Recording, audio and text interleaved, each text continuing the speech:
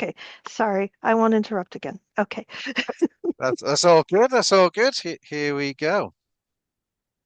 Good morrow, everyone, and welcome to Shakespeare and Friends, the series in which we engage with some of the big questions surrounding Shakespeare and early modern history. I'm Darren Freebury-Jones, and my co-host is Rachel Aanstad. Hello, everyone.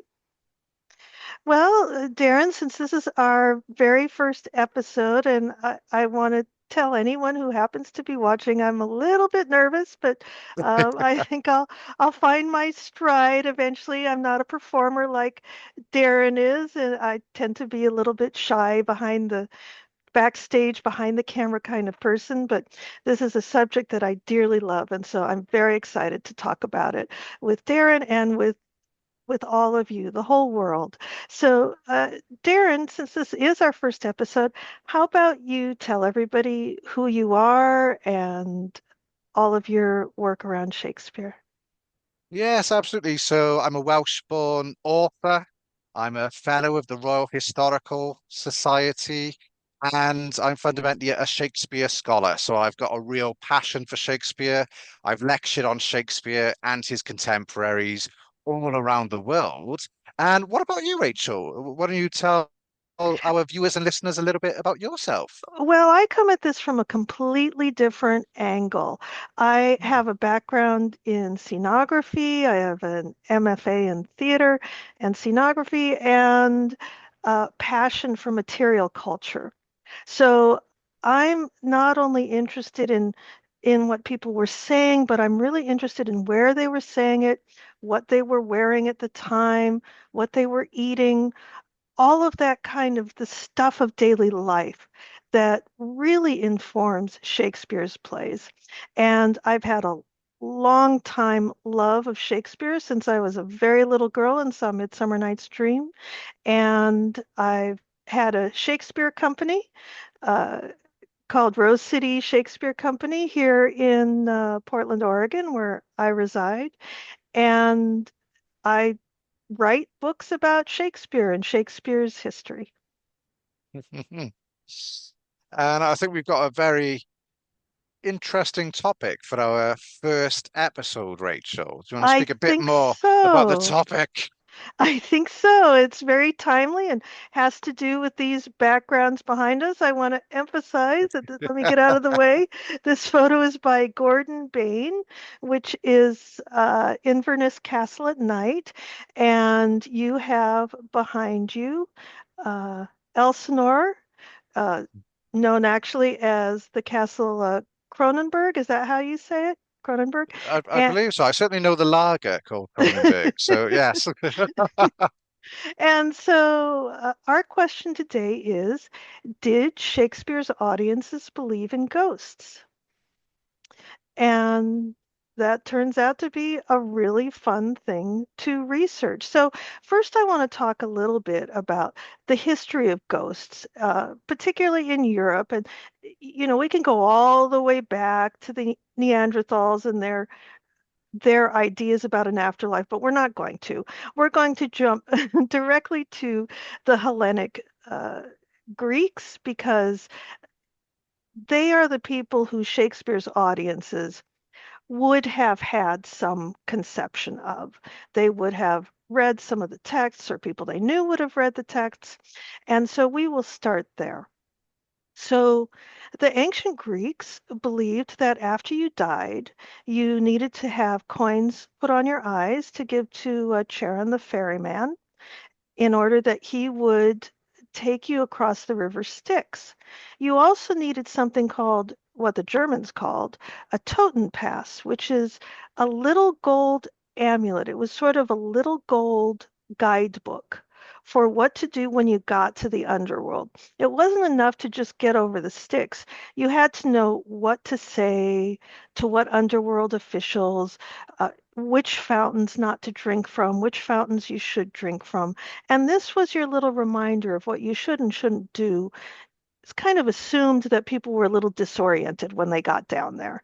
And so this was supposed to help you through. And so people who did not get the coins for their eyes or didn't get their little guidebook sometimes would come back to let their relatives know that there was a problem. And then the relatives could do something in order to help them out. Put a totem pass down this special little hole in the ground. Fascinating stuff. I promise not to go too far off down that track. But there were things they could do to appease these, we'll call them ghosts.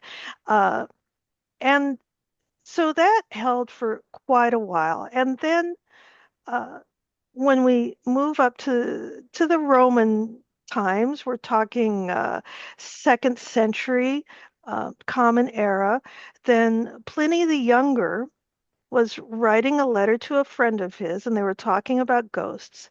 And he relates a ghost story about uh, someone he knew, or he heard a story about someone having a haunted house and seeing this ghost of an old man just wandering around causing trouble. And so a let's see, I am looking up the name right here. Athenodorus was called in to see if he could figure out what was going on. I gather he was uh, a smart guy. We'll call him a smart guy. And Athenodorus came and looked and said, "Oh, there is something wrong here." Met the ghost, followed the ghost, who pointed at a spot near the threshold of the door. And so Athenodorus pointed to some guys hanging around, I guess, and said, "Dig here." And they dug up a body wrapped in chains that had never been properly buried. And so there was a burial and a proper funeral at the public expense. And this appeased the ghost. There were no more hauntings in that particular house. And we can see how that story comes all the way forward to A Christmas Tale, right? With Jacob Marley and chains. I mean, the visuals have not changed in Mm. however many, thousands of years. So fascinating. So this is where we get the beginnings of the idea of an unquiet ghost who needs you to do something urgently. And, of course, it goes back to the Greeks. Romans never stray too far from the Greeks. So then we get into the Christians, in particular, and I hope I'm saying this right, Tertullian and Augustine, and they were basically like late antiquity, early medieval theologians. And essentially their take was ghosts, we can't really prove they exist. And so if you see a ghost, and if they're a bad ghost and tell you bad things, then that's probably a demon. But if a loved one comes to you in a dream and says you should pray more, then that's probably an angel disguised as a ghost. And they had pretty much ruled out the idea of ghosts in the sense that Pliny uses them as a specific spirit attached to a specific body that had a specific agenda. They kind of pull the rug out from under that. But several hundred years later, let's see here, we've got this much more elaborate, let's say, view of what happens after death, because all of a sudden we have purgatory. And the Catholic view at the time, and we're talking 12th, 13th centuries here, the Catholic view at the time was that people who hadn't received their final blessing, or, people whose paperwork was messed up in some way, ended up in purgatory. And you could pray for your loved ones so that their purgatory, which was supposed to be rather unpleasant, could be shortened.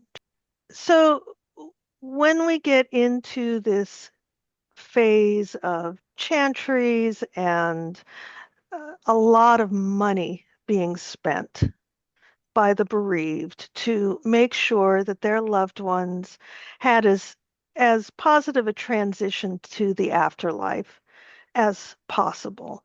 And I've got to say personally that I see the pros and cons of this system.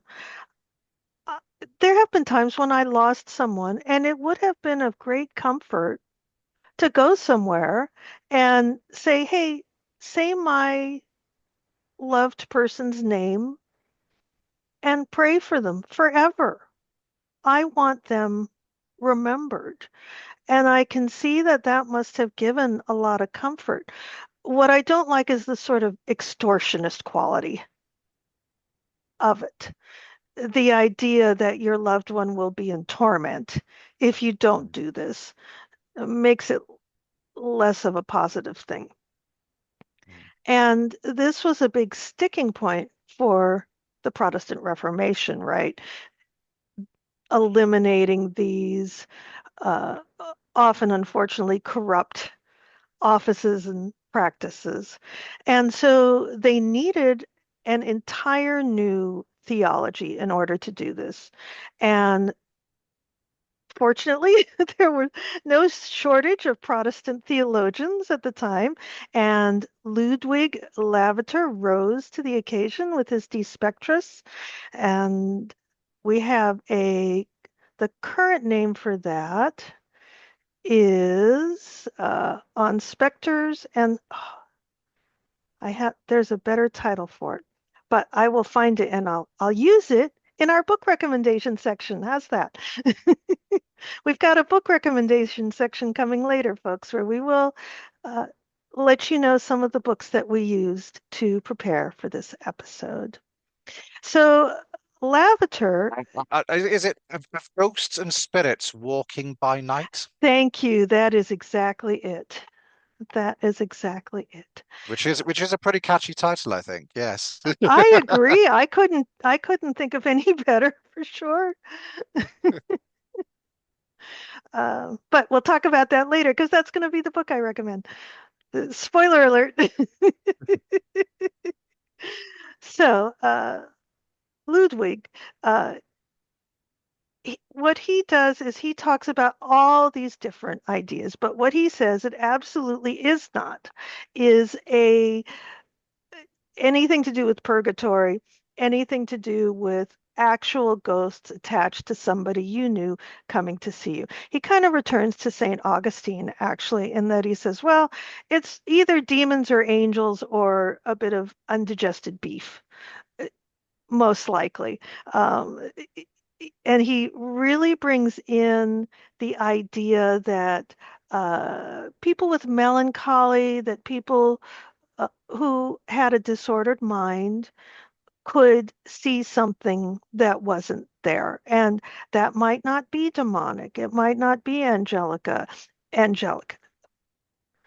It might not be angelic. It might just be something going on inside that person's psyche. Finally, a few years later, let's see, Ludwig wrote that book around 1580.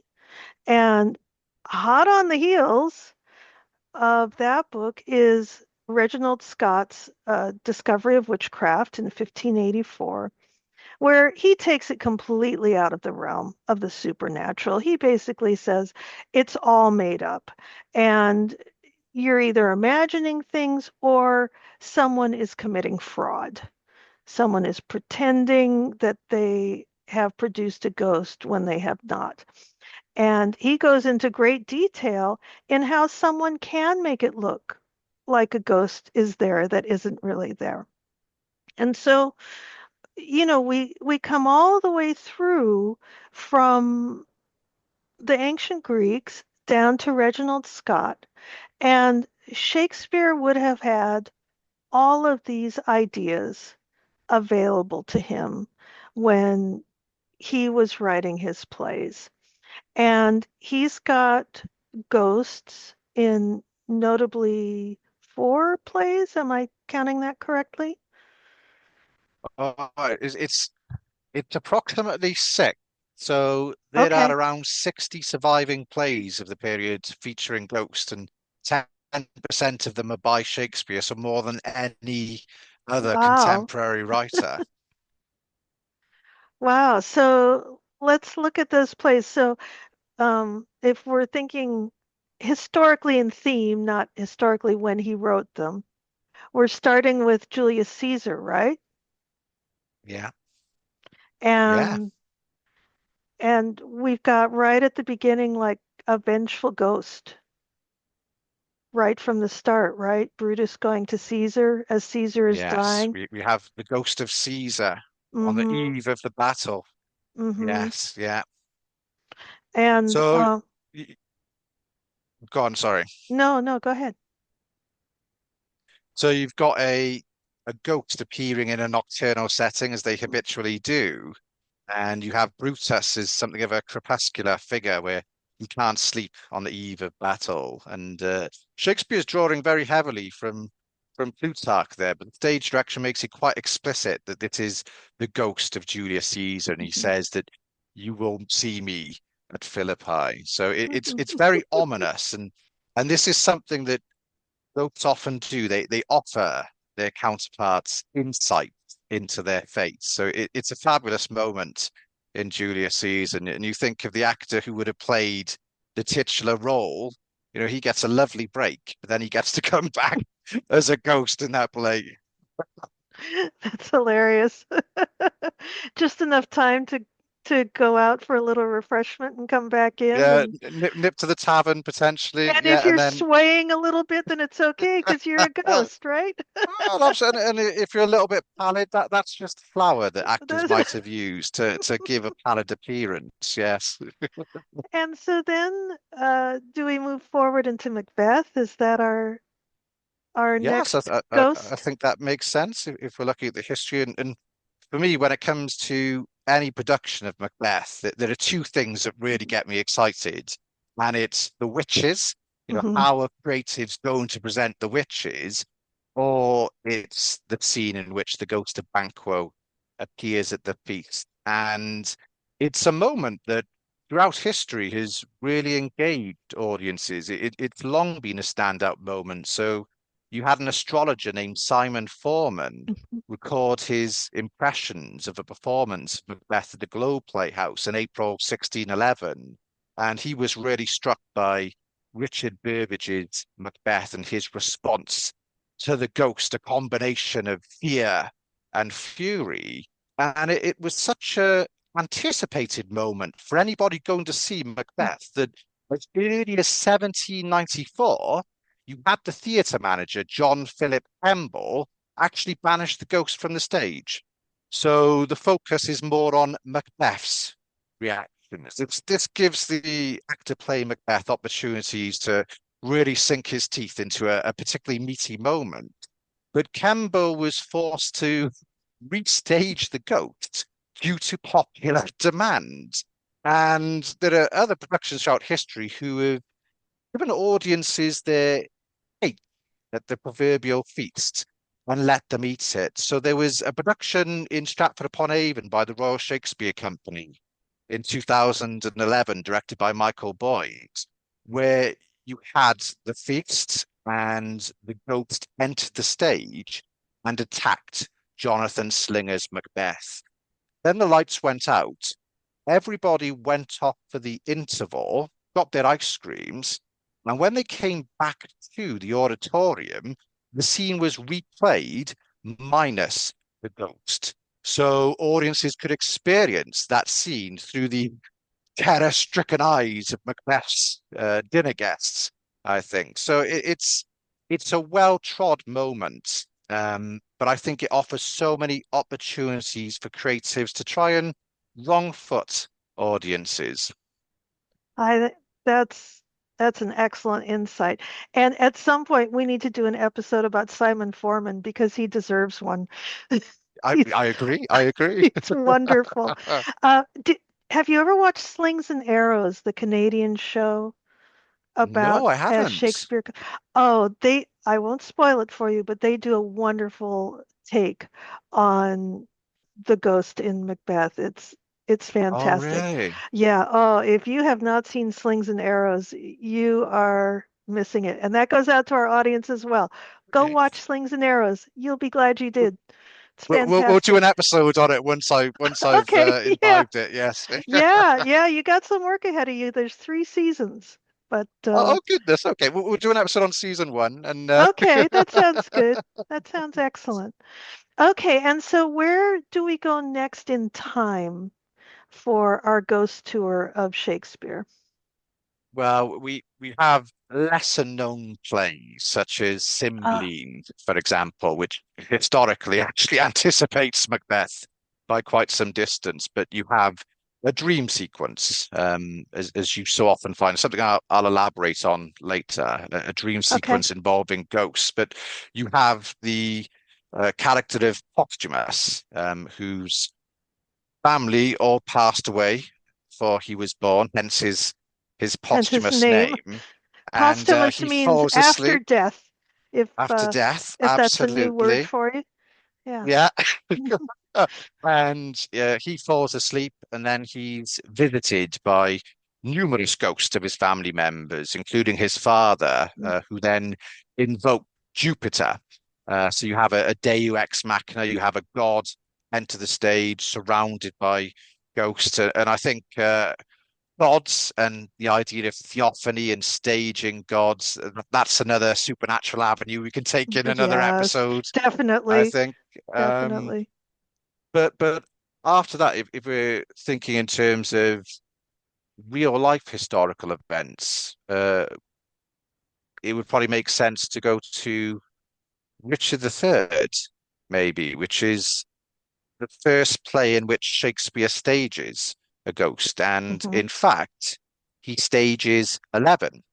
And it's rather similar to Julius Caesar in some respects, Hmm. because you have these vengeful ghosts visit on the very eve of a battle. In this case, we had Philippi and Julius Caesar.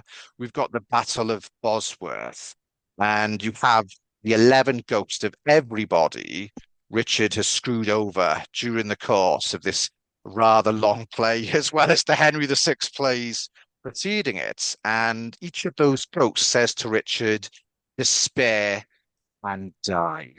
Now, what's quite interesting in Shakespeare's exploration of ghosts is I think ghosts offer him an opportunity to explore the idea of theatrical illusion and to be a little bit meta theatrical. And you do have the theme of fate in Richard III, but you also have an exploration of Machiavellian power politics. Hmm. So we could say, are these ghosts figments of Richard's guilty conscience, if he does indeed feel guilt in the context of Shakespeare's character? Then the ghosts also visit Richmond, and they essentially say, "Good luck in the battle, mates." So there's a sense of veracity to the ghosts there, and Richard, a bit like Brutus, has had a pretty stark insight into his prescribed fate, and that's what plays out, of course, when Richard is isolated on the battlefield, says, a horse, my kingdom for a horse," before being slain. So in Richard III, these ghosts really defy what Saint Augustine and Ludwig had postulated, which is that these are either demonic Mm, or they're angels, because it it can't be both, right? If it's the mm, same ghost uh, tormenting Richard, but encouraging Richmond, mm. then these are actual ghosts, it seems to me. That would be my Yeah, interpretation. yeah, and I think it's important to anchor those stage ghosts in their theatrical context. So, of course, you've got these theological debates of the period, but and folkloric traditions Hmm. as well. But fundamentally, the ancestry of stage ghosts during the early modern period can be traced back to Lucius and Seneca. So the Roman tragedian who died Hmm. in AD 65 under Nero. So Seneca often has these choric, ghostly figures crying for revenge in plays such as Thyestes and Agamemnon. And he also has ghosts visiting during dream sequences, such as in his Troads, where you have the ghost of Hector. So, although theological discussions and folkloric beliefs very much inflect Shakespeare's plays and the plays of his contemporaries, I think fundamentally they can be traced back to Lucius Annaeus Seneca. And what's quite interesting with that moment in Richard III is leafing through his chronicle source material, Shakespeare would have found accounts of Richard having something of a torturous or tortuous night's sleep on the eve of the Hmm. battle. But Shakespeare decides to incorporate these supernatural figures. And there's an earlier anonymous play called The True Tragedy of Richard III. And it could be regarded as Senecan cabbage in some respects, I think. It's deeply influenced by Seneca. So The True Tragedy of Richard III, which we think was probably written in the late 1580s, it begins with the ghost of Richard's brother Clarence crying, quickly, quickly, revenge. So I think the Senecan influences that pervade that earlier Richard III play potentially inspired Shakespeare when he came to write his version of Richard III, which is a deeply Senecan play in terms of the choric figures, the women in that play, the language, the single line, rapid fire, sticomythic dialogue. So yes, I think it's the ghost of Seneca. That's the haunting presence we feel most palpably in Shakespeare's plays, and particularly Richard III. Wow, so that's really interesting. So it seems like, the audiences in Shakespeare's day, to a certain extent, they understood that it was entertainment in the same Oh way yeah, that when people go to an Avengers movie today, yeah, they understand that superheroes don't really walk the earth, that this is an entertainment convention, and they're consuming it with almost the same kind of enjoyment, of almost a kind of nostalgia of remember when we believed in beings that walked the earth in this way. Remember when we used to think there were vengeful ghosts, and mm, almost a kind of comforting catharsis in that, in the idea that when people do bad things, that you don't get away from the people that you wronged, that they will come and give you a torturous night before a big battle or yeah. before a big event, whatever it might be. Well, that's really interesting. So, um, shall we move on to the big one here? I guess I was wondering where we might raise it. I was just thinking about the historical timeline and thinking, where does that play fit there? This medieval-ish kind of play that also very much Yeah. reflects Protestant England, but yes, the big one. So, We've got Hamlet, of course, yes. Shakespeare's most famous ghost story. And I think that the presentation of the ghost in Hamlet is so fascinating because he very much reflects those theological debates you were speaking about earlier, and Mhm. the idea of these apparitions, these demonic forces potentially taking the form of your loved ones. The work of Ludwig Lavater, for instance, or Mhm. the idea of illusion, as we see in Reginald Scot. And I think Hamlet finds himself in something of a theological dilemma Mhm. because, of course, Shakespeare is presenting this play for Protestant audiences, and purgatory had been denied by the Church of England since 1563. Mhm. But the ghost of Hamlet's father is very much a purgatorial being, and he's forced to fast in fires till the foul crimes of his days in nature are burnt and purged away. I'm potentially paraphrasing there. And Hamlet is deeply unsure about the ghost of his father. Is this a spirit of health Mhm. or a goblin damned? Are its intents wicked or charitable? And one of the innovations of Hamlet is that usually the actors playing the ghost, I mentioned it earlier, they might be wearing flour to give them a pale appearance, but usually they would be attired in a winding sheet. But what you have with the Mm. ghost of Hamlet's father is a ghost attired in armor. Well, So just as he moment. was in battle. Let's take a moment and talk about what a winding sheet was. So, a winding sheet, it was very much like it sounds. Basically, a sheet was wound around the body. Uh, Certainly not as tight as a mummy, but Mhm. had a lot of the same purposes. It was to keep everything inside. Mm, And it would sort of have a little tie at the top. Um, if you can imagine a plastic baggie that you put a body in and wound it up in, then that's what a winding sheet was. So I'm picturing an actor coming on the stage kind of hobbling around in one of those. It could not have been easy or comfortable. I'm thinking a suit of armor might have been a little louder. I I wonder, yes. did they I wonder about the sound of it. Is there any talk in the play about the sound of the ghost?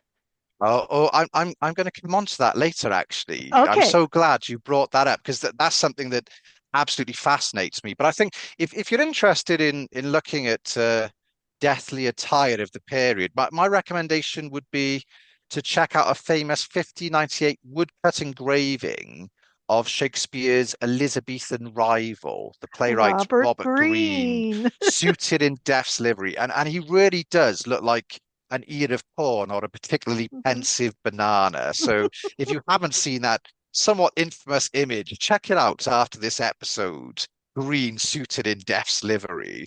But there's a tradition that Shakespeare Mhm. played the ghost himself, Mm, which is quite fascinating. And you have poet John Davis of Hereford says that Shakespeare often played kingly parts in sport. So mhm. Shakespeare might very well have played a lot of the monarchical roles in his plays and might very well have played the ghost of Hamlet's father. And maybe he thought he looked cooler in some armor potentially. But Hamlet is such a well-known play, and Mhm. if you go and see Hamlet in performance, you can look around at other audience members, and oftentimes some of them will be mouthing the word along with the actors on stage. And yet there are so many different versions of Hamlet. So you have the 1603 text, which is a little bit messy and manifestly corrupt, in my view. The 1604 text, the 1623 first folio edition. Then you have a German adaptation called Fratricide Punished as well. But what's quite interesting about the 1603 first quarto of Hamlet is, of course, the ghost reappears in Gertrude's closet later in the play to whet Mhm. Hamlet's almost blunted purpose. And there's a stage direction missing from other texts that essentially says that the ghost of Hamlet's father is in a nightgown in that moment. So he's kind of in his medieval or early modern equivalent of pajamas. So again, you're getting a sense of the actor playing the ghost, maybe having a little break, going off to the tavern, and then when he re-enters the stage, he's just wearing something a little bit more comfy, potentially. And something much quieter to sneak into a closet from Yes, yes. backstage, right? Hard to surprise people when you're going clang, clang, clang Well, across the stage, that's fascinating in itself because Gertrude claims that she cannot see the ghost right? in that scene. And I think that's quite exciting for creatives and actors Hmm. playing Gertrude. They could ask, can she not see the ghost, or is she pretending not to see the ghost? And ghosts in early modern plays in particular are often reflective of a character's guilty conscience. And of Hmm. course, that's what we see in Macbeth when Banquo turns up with 20 trenchant gashes in his head at the feast. And the ghosts will usually appear. You get a sense of selective visibility to a guilty living person. And Gertrude has long had quite a distasteful, critical accounts throughout scholarly history, I think. But Agreed. I think she's a pragmatist. I think she identifies, following the death of her husband, a real power vacuum, and you do have the threat of Norway. I think that threat Oh, is absolutely. easy to And forget. honestly, But I would love to some do another episode about Lady Macbeth, Gertrude, a few of these women who I think were interpreted perhaps not accurately by 18th and 19th century scholars who seem to male have, scholars primarily, yeah, yeah, yeah. who seem to have an axe to grind for some reason. Um, But my sense yeah. with the fact that Gertrude cannot see the ghost Hmm. is that she's an innocent character, that she had nothing to do with her husband's murder, and potentially she wasn't having an affair. But there's a phrase that the ghost of Hamlet's father uses concerning Gertrude that I love, that I think Yeah. finds her enigmatic character in a nutshell. And he calls her my seeming virtuous queen. And that for me is Mm. just top tier Shakespeare, because Shakespeare loves raising questions, very rarely provides firm answers. And that's why we're still Hmm. asking questions of a play like Hamlet, Shakespeare's most interrogative play, for instance. That's a really good point. Something that I think about too is the scene with Yorick and Yes. how Yorick, we have this very, let's say, Reginald Scot view of death. Yorick is just a skull. He's just bones. Mm, Um, and the dust of kings can fill a hole in a barrel, a leak in a barrel. We mm, don't know where we end up. And I I wonder sometimes about the juxtaposition of this incredibly vivid, almost visceral ghost of his father compared to his relationship to Yorick, where mm, it's this very cut and dried, pragmatic, very modern view of mm, death, frankly, mm, and how he makes that uh, leap kind of even in the middle of this play, and how Hamlet specifically is interacting with the death of these two father figures in his life. You mm, know, one that taught him presumably about war, being a warrior, and that kind of very militaristic male idea at the time, and this other one that taught him how to laugh. mm. Yeah. And I wonder if, does this indicate that Yorick's spirit was quiet? He he had just moved on, he'd left his bones. He doesn't even care if you dig him up. He's so happy up in heaven making people laugh. Again, this is one of those questions that we can't possibly answer what Mm, Shakespeare was thinking about this, but I do mm, think it's an interesting juxtaposition of these two, at the time, completely opposed ideas of what happened after mm, death. mm. Okay, so I'm gonna But I think try. as Yeah, we're on the theme of Hamlet, yeah, it might be worth me talking about one of Shakespeare's contemporary playwrights who quite please. possibly wrote an earlier Hamlet. So that's the dramatist Thomas Kyd. So Thomas Kyd has been referred to as an industrious writer, sporting Kyd, so a very pun-worthy surname. My favorite epithet attached to Thomas Kyd was recently I had the scholar Emma Smith review a book of mine and refer to Thomas Kidd as Freebury-Jones's hero. So I'm a big fan of Thomas Kidd, I did get and that he impression was from referred your to. books. eh, I think he's severely underappreciated early I modern agree. dramatist and Shakespeare in Hmm. particular. And he's a London-born dramatist. He was referred to as a Cockney dramatist by the first editor of his collected works. And like Shakespeare, he wasn't university educated. He went to Merchant Taylors' School, which also boasted such alumni as Edmund Spenser, Lancelot Andrews, Thomas Lodge, and John Webster. And Thomas Kidd was author of a veritable box office smash during the period. You mentioned Avengers earlier. So, in terms of the popularity of this play, think of Avengers Endgame or Barbie the movie, maybe. So, the Spanish tragedy. And I've been talking a lot about the influence of Seneca on early modern commercial drama. Well, it's Kidd who refined Seneca for the public stages. And with the Spanish tragedy, you've got the first revenge tragedy on the public stages. So this is a play in which you have the protagonist Hieronymo and his son Horatio is murdered. Geronimo eventually, with the aid of Horatio's lover Bellimperia, identifies the murderers of his son, and he casts them in a play within a play to be performed at court. And conveniently, this play within a play is a tragedy. So the murderers of Hieronymo's son get stabbed on stage for real, and the courtly audience are clapping along, remarking at the naturalism of this performance before realizing that the bloodshed is real. So Horatio is murdered in an orchard. We've got a play within a play used for vengeful purposes. The Spanish tragedy is very much a model for Shakespeare's Hamlet.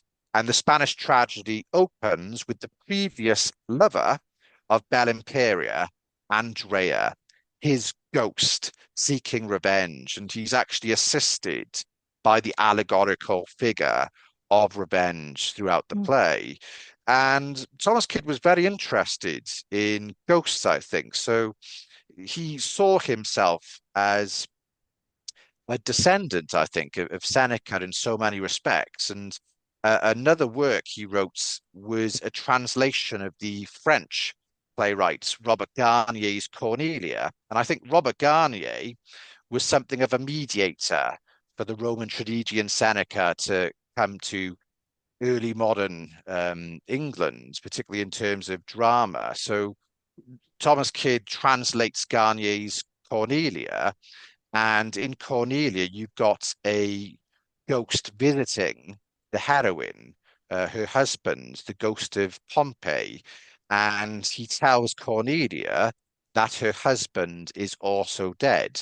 So this is quite prophetic because Hmm. Cornelia learns that that is the case later on in the play. So this was something hotly debated during the period, the idea of precognitive and prophetic visions, prophecies, and so on. You had the pamphleteer and playwright Thomas Nash call such visions a bubbling scum or froth of the fancy.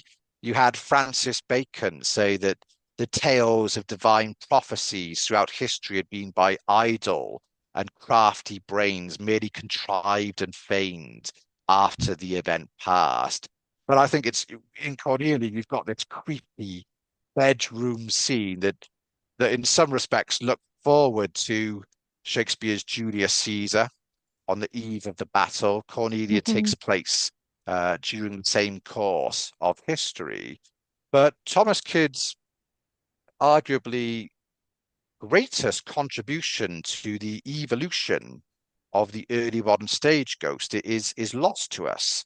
So we believe there's a lost Hamlet play of the late 1580s. And I mentioned Thomas Nash Hmm. earlier.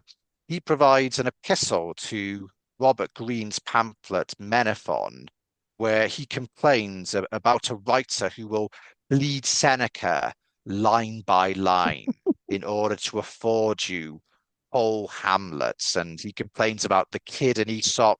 He provides numerous references, in my view, to Thomas Kidd's background potentially as a scrivener, a professional scribe. This writer has left the trade of noverint, and this was Thomas Kidd's father's occupation, as well as providing references to the Spanish tragedy, Thomas Kidd's Italian translation. So this is the first account of this Hamlet play, Mhm. and we know in 1594 that this older Hamlet play was performed at Newington Butts. And then 2 years later, you had Thomas Kidd's schoolfellow, Thomas Lodge, in a pamphlet titled Wit's Misery, mention a ghost who cries like an oyster wife, Hamlet revenge. So we were talking earlier, Rachel, about how early modern ghosts might have sounded on stage. And I've always imagined them bellowing in a deep voice. But here you have a ghost described as sounding like an oyster wife. And you also have another writer named All right. Thomas So Dekker. what does an oyster wife sound like, Darren?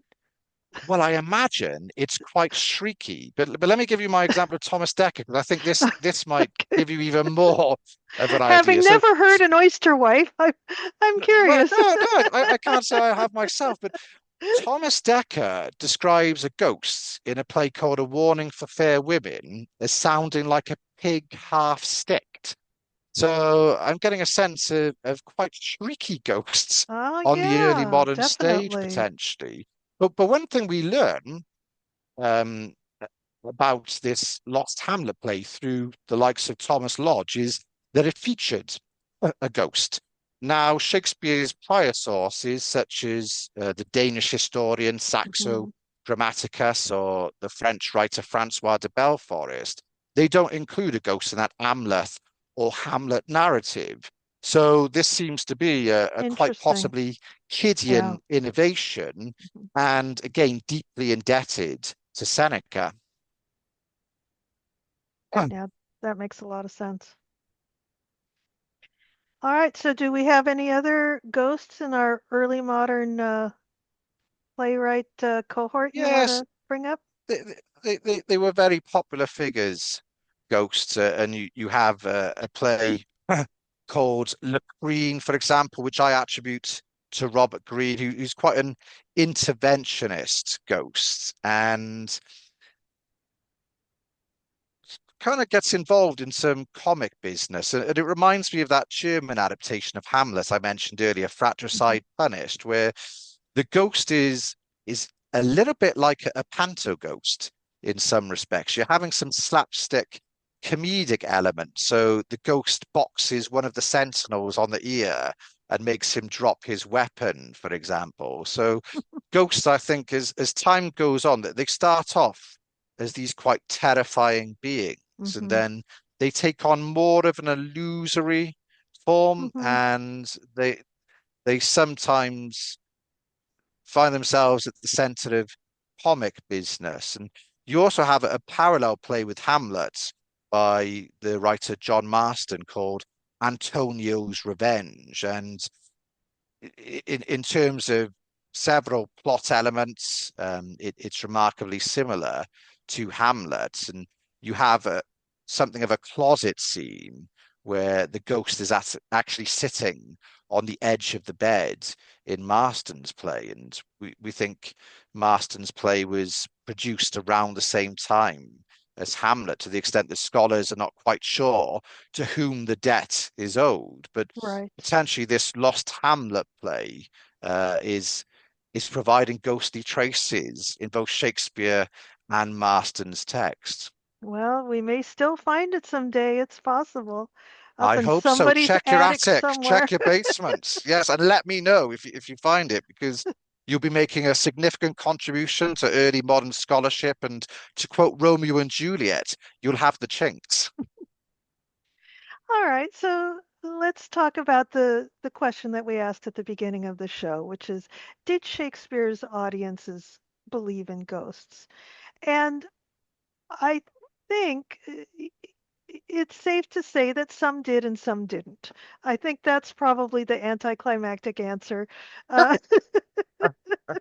that much like today, some people believe in ghosts and some people don't. What I don't hear a lot today, which is interesting, is that ghosts are demonic manifestations. I just don't see a lot of that. And I'm not talking about, specialized theological discussions. I'm talking about in the popular culture.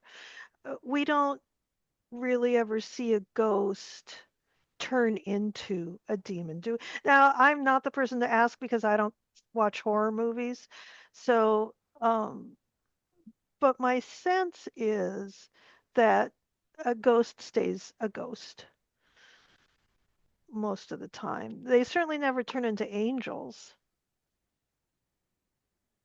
in uh, in our popular culture. Have have you ever experienced or seen a ghost? Hmm. No, but I do have a memory of as a child. I lived in Cardiff. I've always lived in Cardiff, and my address was 12 Lansdowne Avenue West, and my best friend and neighbour lived in 12A, which were superstitious numerals. So he actually lived in number 13. And Right. there were stories about the ghost of a woman in that house. And I remember one night I was sleeping over his and we were top and tailing in the bed. And in the middle of night, he screamed like an oyster wife, Rachel. He screamed and said that he had seen this figure of a woman standing over the bed. So that's about as close as I have had to a supernatural experience so far in my life, I think.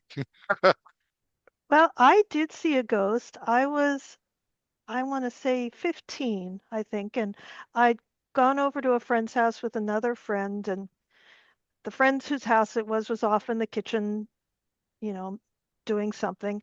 And I was just standing in the living room, and all of a sudden, I saw half of a teenage boy, like just from the head to the bottom of the kneecaps. And then it was not good under the kneecaps. It was like basically, bloody stumps and rags coming down. And he had kind of long hair and he, just looked at me and I looked back at him. And the impression I got was that he'd been run over by a car at some point and that he had lived in that house. That was, I don't know, he didn't say anything. It wasn't anything like that. And I thought, well, that's weird. I've never seen anything like that. And I turned around to look at my friend who was in the living room with me, and her face told me everything that she had seen. And I said, did you see? And she went, Mm, we had both seen the same thing at exactly the same time. And that look that was on her face, like, I didn't scream. She had no reason to think that I had seen anything. If she hadn't seen anything, she wouldn't have gotten any clues from me that I had seen anything except when I turned around and looked at her. And so for me, that is by far the most intense experience that I've had with what, for a better word, I will call a ghost. Now, I've had other experiences, but these are, they were more personal. It was just me. One of them, I was on morphine at the time in a hospital. Um, I was in my hospital bed, and there was a line of ghosts, and they said, "You can see us. We can't find the nurses. Where are the nurses? Where's the nurses station?" And even at the time, I'm thinking, well, either it's real and I should answer them, or it's morphine and I may as well answer them because it doesn't, Yeah. it's just the morphine. And so I said, okay, well, you see that big light up there, go up to that light, follow that light. And I'm not kidding, there was a huge line of them. And after a while, I said, okay, I've got to take a rest. So you tell the person behind you, and they tell the person behind them. And I want this information to go down the line, to go up to the light. And I took a nap and never saw them again. I've had I've had some interesting experiences, and you know, I don't know. I don't know. I would never presume to think that I could summon a ghost. Mm, You know what I mean? Like I really don't think any of that is real. I don't think I could summon a ghost any better than I can get my dog to come in from the outside when they're in the backyard. You know what I mean? Like who am I? Why should they care if I show up somewhere? But I definitely understand why the belief persists and why these frameworks keep being constructed and then they fall apart. They're mm, constructed and then they fall apart because lots of us have these experiences.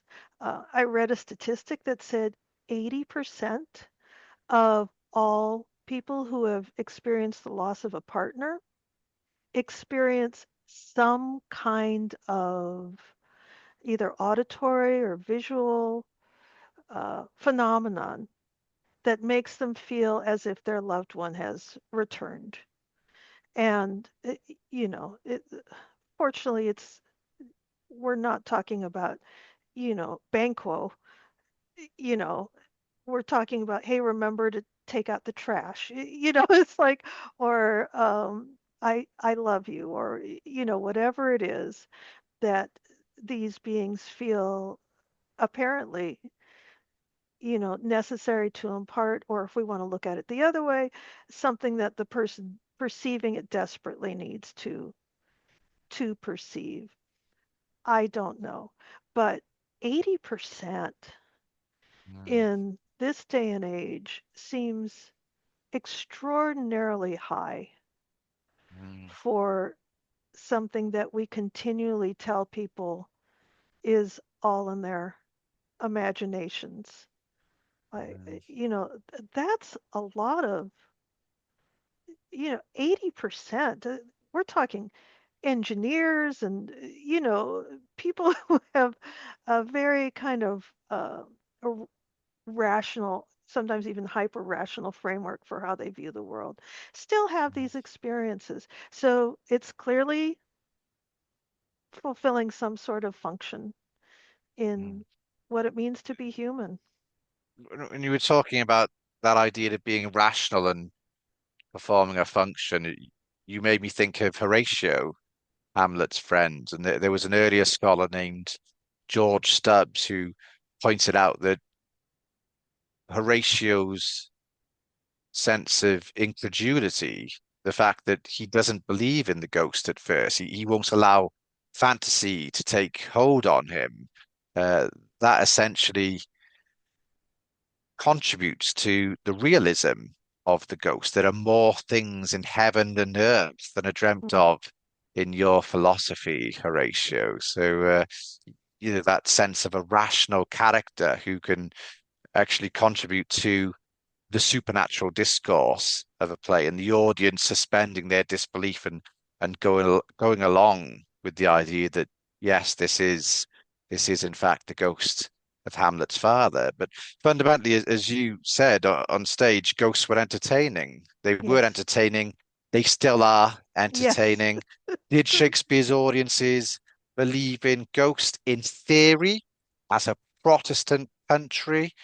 They shouldn't have, given that these are purgatorial beings. Mhm. But I think a lot of audience members might very well have believed in ghosts, and a lot of audience members would have left their orthodoxy at the theatre doors. Definitely.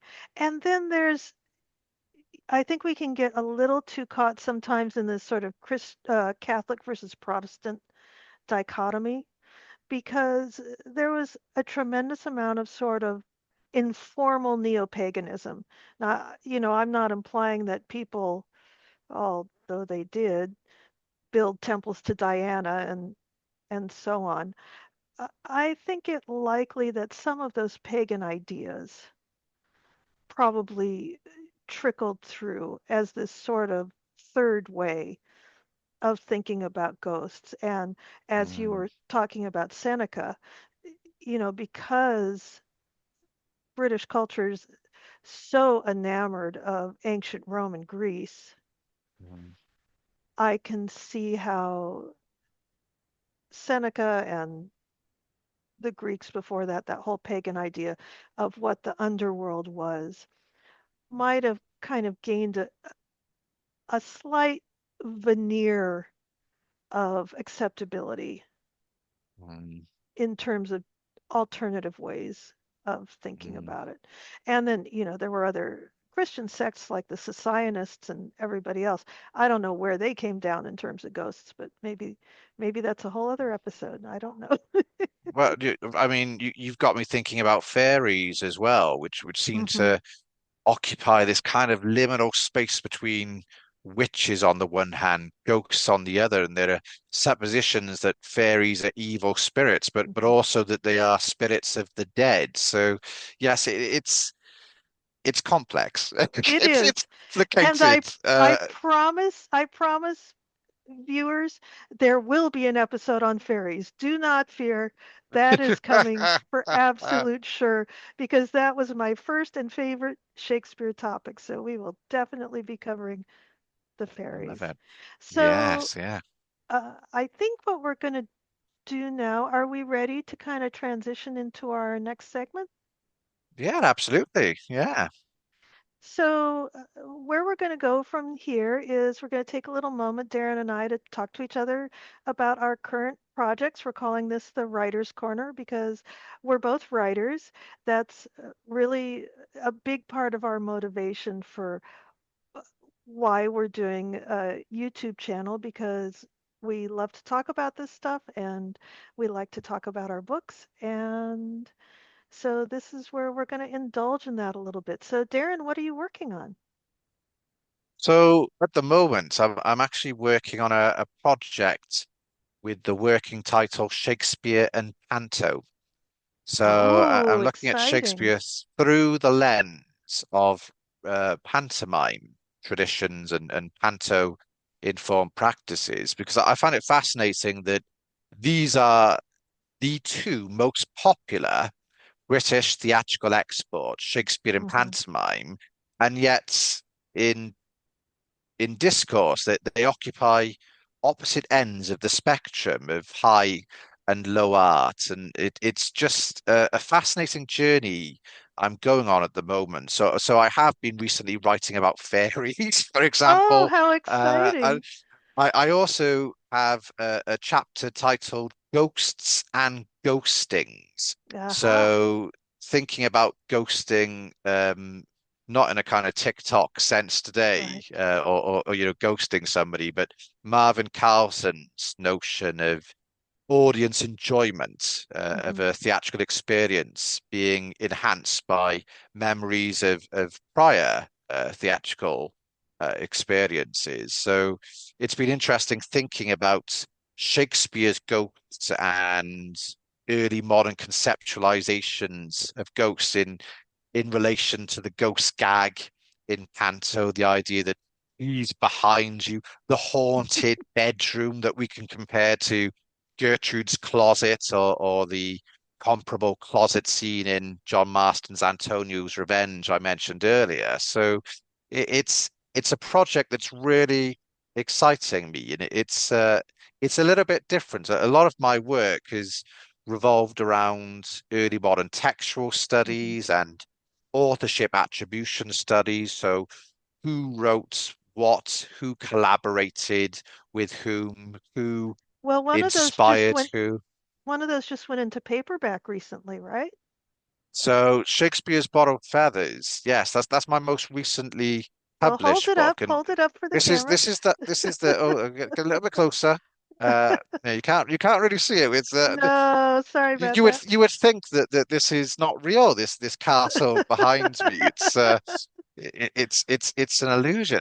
But the paperback is out in March, so I'm excited about that because Shakespeare's Okay, so Borrowed Feathers is a book about Shakespeare's engagement with other playwrights from John Lilly in the 1580s all the way to John Fletcher at Shakespeare's retirement. And it's a trade book, so I wrote it with fellow scholars in mind, but also a wider readership. And it was a joy to write, but it's been a particular joy to have conversations with people through different events, through podcast interviews, and I'm excited for the paperback to come out in March. But you've also written a book that is top of my y- TBR oh, pile, Rachel, about well, Shakespeare's influences as well.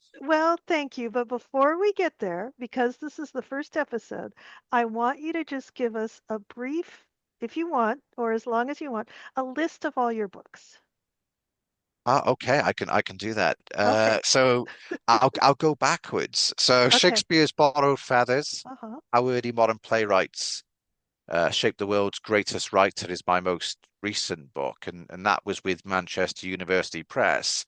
And the book prior to that was also with Manchester, and it was published in 2022, and it's titled Shakespeare's Tutor, The Influence of Thomas Kidd.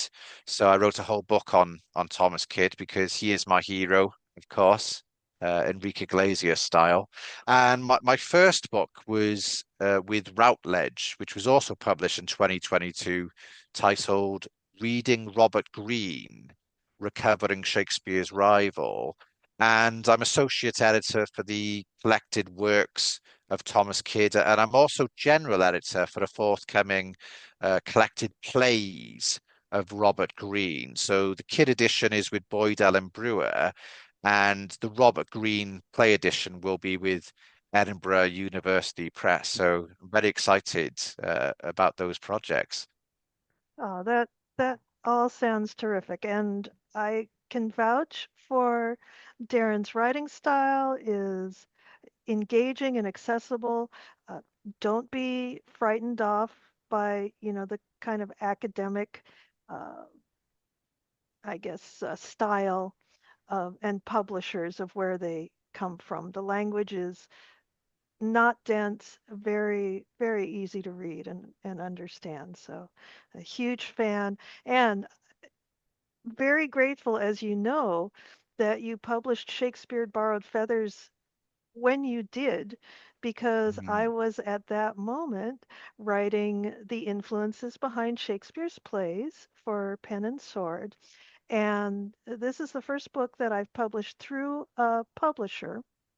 I have a couple self-published books that I'll talk about in a minute, but lifelong dream of mine to write books about Shakespeare and to get an actual publisher to publish one. And so I am just over the moon by the whole process. I got the proofs back last week, went over them with my personal copy editor, found things we needed to change, sent that back. Not too many, fortunately, sent that back and saw the cover. They did a wonderful job with the cover. I'm very excited about it. I'm going to admit with some pride that I had a hand in the cover design, but I am an artist. Professional designer and artist, but still it's gratifying, especially as a professional designer, when your book publisher kind of takes your basic concept and runs with it. That's just thrilling. And you know, if this happens again, I promise I won't go on and on about it, but for the first time, this is just beyond exciting. Um, on the one The hand, cover's gorgeous. The oh, cover's thank you. beautiful, and I think you reminded me of Thomas Hayward, the playwright, who said he had a hand or at least a main finger in 2 and 20 plays, and I think it's fair to say you had more than a finger in what is a stunning cover to that book, Rachel. Well, and I could not say enough good things about Pen and Sword as a publishing house. They've just been phenomenal. Uh, Funny story, did not pitch the book that I wrote for them. I pitched a book about Midsummer Night's Dream, uh, Mm. probably because I've wrote about that play the most, and so I was sort of putting my strongest foot forward, I guess. And the publisher got back to me and said, I'm sorry, that's too specialized. But he got back to me so quickly that I sent back, that quote from Macbeth about how 'tis best it were done quickly. Um, do you know the full quote? Oh, If oh, it were Shakespeare. done when 'tis done, 'twere better it were done quickly, I think. Yeah. Yeah, something like that. I And mean, that's about regicide, but I know, yours but yours is a much more positive context, I think. well, it wasn't because he was killing my baby. I was saying, well, Oh no, of course. he was Yeah, axing my not a project. political crime, but yeah, No, yeah. but I felt it personally. And he wrote back and said, "Well, how about if you write this other book?" And I was so intimidated by the topic. There's a series of 7 books by Beulah, Jeffrey Bullogh. Buller, yeah, Yeah, yeah. Jeffrey Bull about the sources of Shakespeare. It's like a huge, I mean, it's 7 big books. And I was thinking, how can I possibly do this topic justice? And then I began to think of it, okay, we're talking about influences, we're talking about inspiration. Sources is a historian's word. Mm, When we talk to poets and artists, they're not saying, oh, this is my source, that was my source. They're saying, these were my inspirations, these were my influences. And so I've basically taken that approach of what were the cultural influences that were surrounding Shakespeare and his audiences at the time that don't usually get included in these kinds of overviews of Shakespeare's world and his sources. And I do include the sources, Ovid is in there, uh, Thomas North is in there. I can't fit everybody, unfortunately, uh, because, we're talking from Homer, all the way down through to, James the Sixth. So it's a lot of time to try to fit into 80,000 words, but um, I just have had the most wonderful year writing the book, and I'm hoping it might be out for Christmas. I don't know. oh my But again, gosh, yes. that's The Influences Behind Shakespeare's Plays by Pen and Sword. And Mm. then in the past, I wrote 2 books, both self-published. One was A Bawdy Twelfth Night or What You Will Encyclopedia and Dramaturgical Handbook. That name might be too long. I don't know. But Mm. basically, what it is a visual encyclopedia that has all these different material objects. Uh, you know, I mean, to talk about Hamlet, like what is an arras? We know Polonius hid behind an arras. And arras is a curtain. And so my feeling about people with Shakespeare is that they sort of see these words and they're not sure how to visualize them. They're not sure if they mean what they think they do, or it may be a completely unfamiliar word. And just having a visual representation of that word might help people feel more comfortable with the text. And so that was the impetus behind this book. But I also include glossaries of other words that have changed significantly since then, or words that were double, triple entendres. In the text, you're going to miss a lot of the humor if you don't know what all those bawdy meanings are. And I also include in there, um, particularly in Twelfth Night, talks about different kinds of games because gaming is a theme in Twelfth Night. And then before that, the first Shakespeare book I wrote was A Midsummer Night's Dream Illustrated Handbook and Encyclopedia. This one is also bawdy, so be careful. Don't buy this for your junior high school student unless you want them snickering about, fart jokes and whatnot. Now, I personally I would give something like this to my child, but you people know best what their kids can and can't handle.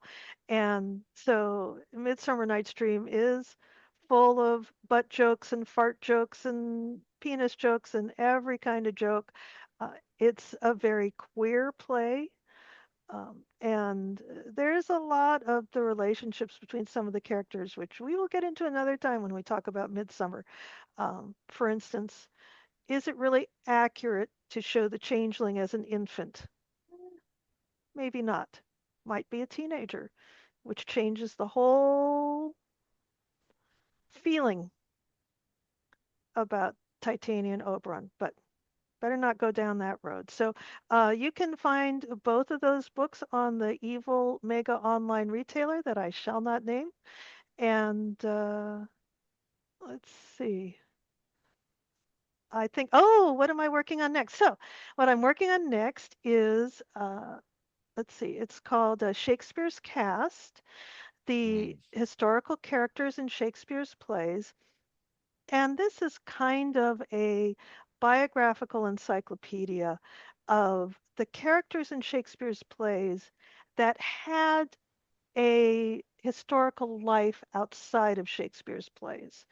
So, we start with Troilus and Cressida and go down through Achilles and Odysseus and Cassandra and all of those people. And, um, then we get into Rome, Julius Caesar, all of those people, Macbeth, and then the Plague of Plantagenets takes us right through King John all the way to Richard III, and then we crown it off with Henry VIII.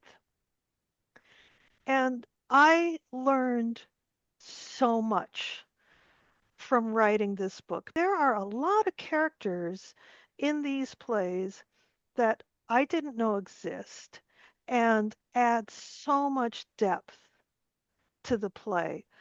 I'm particularly thinking now of Henry VIII because that's the one that's freshest in my mind. There was a character named Dr. William Butts, and he's in the play. He has maybe one line, but he's this incredibly fascinating person. He's a very uh, strong Protestant who uh, still treated everyone, whether they were Catholics or Protestants, no matter what, kindly and with consideration. He advocated for Mary the First and for Catherine of Aragon, trying to convince Henry to let them see each other again. Uh, just, after reading pages and pages of English history, to come across a figure I genuinely admired was such a joy, you know. And here he is tucked away in Henry VIII, immortalized, probably cut from the play a lot of times, but there he was. So I am thoroughly enjoying writing this book, and it should be out sometime in 2026. oh, hugely exciting. And what about your recommended reading for the topic we've been discussing in this episode, Rachel? Because you got quite excited earlier, I talking did. about Ludwig. And I did. Okay, so the only name I have handy for Ludwig Lavater's is De Spiritus, but you had that other one at the tip of your tongue. What's the other one? yes, it was Nighttime the appearances of ghosts and of ghosts and spirits walking by night. So ghosts and yes, spirits walking by night. Uh, I believe the work was first printed in Zurich in 1569. So that's the English title there. hmm or English translation. The English translation, and it is very readable. Mm, It's not at all difficult. It's a lot of fun. And you can find it for free online. It's at archive.org. That doesn't cost you a penny. And Reginald Scott's The Discovery of Witchcraft, mm, also available online, also very readable. And in both these cases, if you find yourself a copy with the old script, you can read it that way if you want to, but you don't have to. It's it's all been put into modern typeface, which is how I read these things. But the discovery of witchcraft is interesting because not only, was it important at the time, but his description of magic tricks still inform stage magicians today. mm, mm, It contributed hugely to the practice of stage magic. And even though his aim at the time was to debunk these yeah. tricks, what he actually did was make more people who could do it. So there you go. Uh, and then my last recommendation actually isn't a book at all. It's Dr. Justin Sledge's channel. That's Sledge, if I wasn't clear on that, Sledge channel Esoterica on YouTube. Mm, mm, And if you type into his, if you go to a YouTube channel, there's a little search bar that you can just search that channel. And if you type ghosts in there, he's got a few videos about ghosts that are really excellent. He brings a very historiographic approach. He's a historian. And something that I find difficult, particularly with YouTube, is finding discussions of uh, sometimes religious concepts, sometimes supernatural concepts by someone who isn't trying to convince you of something one way or the other. Someone who mm, isn't trying to say something like ghosts do exist, ghosts don't exist. mm, Instead, he just provides a really nice historical approach. So those are my mm. recommendations. Oh, they're fantastic recommendations, and for my own part, I would recommend if you're interested in learning a bit more about Shakespeare in relation to Senecan hmm tragedy, check out Curtis Perry's book Shakespeare and Senecan Tragedy with Cambridge University Press. That was published in 2020. And if you're interested in learning a bit more about the case for Thomas Kyd's authorship of the lost a Hamlet play, the so-called Hamlet, I would check out Lukas Erne's seminal study, Beyond the Spanish Tragedy, a study of the works of Thomas Kyd, and that was published with Manchester University Press in 2001. And much of my learning on the evolution of the early modern stage ghost comes from an essay by a scholar named Pierre Kapitaniak titled Bending One's Eye on Vacancy, Stage Ghost Shakespeare and the Question of Visibility in English Drama. And that was published in the journal Scene Focus in 2022. And it's by some distance one of my favorite articles that I've read in recent years. Awesome. So we have a website now, right? And what is We the do. what we will include a link to the website, but what is the URL? That's a very good question. Never I mean, mind it's then. very simple, but I don't know. I don't want to get it wrong. It's Shakespeare and Friends podcast.wordpress.com. Oh, that's not so bad. Okay, No, Shakespeare and Friends podcast.wordpress.com. And we that's will right. we will pretty soon have a write-up of this episode. We won't have a transcript, but we may have those in the future if somebody requests them. But we will have a list of the books that we recommended and mentioned. Uh, I am so Uh, excited about your Shakespeare and Panto book because I can tell you nothing exists at all like that because I was looking, and had I known you were writing this book, I would have asked you a lot of questions about that. I feel the same way about this episode because I didn't know about Ludwig Lavater before Mm, I did this episode, and I feel like I should have included it in the book, mm, but you mm. just can't. I mean, you can't go on learning things and ever finish a book if you're No, you'd be constantly revising, and constantly. So I guess if it does well, maybe in 5 or 10 years I'll revise it. I don't know, but just another reason for us to make this YouTube channel is to. absolutely, absolutely. And well, I think we've reached the end of our first episode. I think we have. I think we Uh, have. High five, so huh? high five, a virtual high five, and thanks and ever thanks to those of you watching and listening to Shakespeare and Friends. And if you have any questions about Shakespeare and early modern history you'd like us to answer, feel free to put them in the comments. But until the next time, it's a warm farewell from Rachel and me.